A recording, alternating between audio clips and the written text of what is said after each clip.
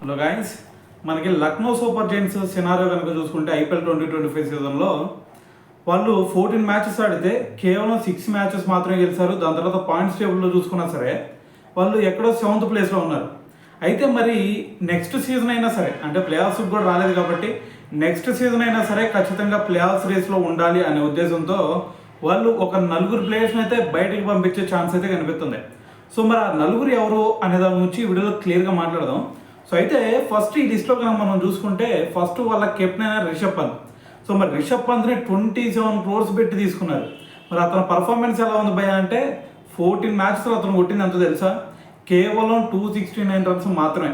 మరి దాంట్లో ఒక సెంచరీ, ఒక హాఫ్ సెంచరీ అంతే ఉన్నాయి. సో ఈ 2 మ్యాచ్లు తప్ప మిగతా 12 మ్యాచ్ల్లో కూడా అట్టర్ ఫ్లాప్ అయిపోయాడు. సో మరి ఇటువంటి సినారియోలో మరి ఎల్ఎస్డి అతన్ని మినీ యాక్షన్లో పంపించేసి మరి మినీ యాక్షన్లో మళ్ళీ అతన్ని తక్కువ ధరగా తీసుకునే ఛాన్స్ అయితే కనిపిస్తూ ఉంది. అయితే మరి రిషబ్ పంత్ సంగతి పక్కన పెడితే వాళ్ళ కళ్ళే ఫాస్ట్ బౌలర్ అయిన మయాంక్ యాదవ్. సో మనోడు చూసుకుంటే అంతకుముందు లాస్ట్ 3 years నుంచి మరి మయాంక్ యాదవ్ని ఎల్ఎస్డి అట్టు పెట్టుకునే ఉంటుంది. ఎందుకంటే అతను ఒక ఎక్స్ట్రా పేస్ జనరేట్ చేయగలుగుతాడు. మరి దాని తర్వాత అతను ఒక విధ్వంసం క్రియేట్ చేస్తాడు మనకు తెలుసు ఆ పేస్తో.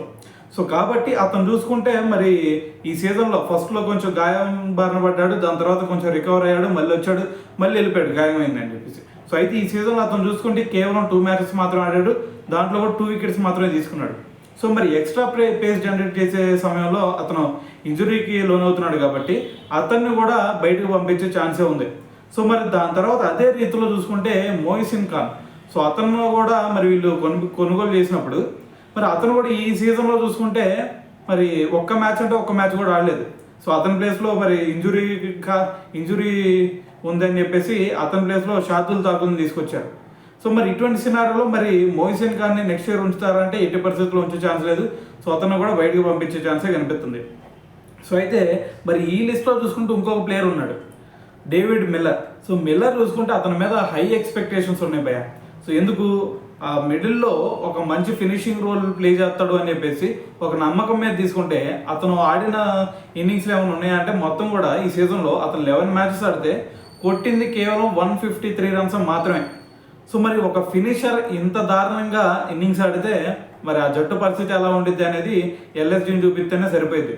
సో కాబట్టి మరి మిల్లర్ను కూడా బయటకు వదులుతారు అని చెప్పేసి ఒక న్యూస్ అయితే వచ్చిందనమాట.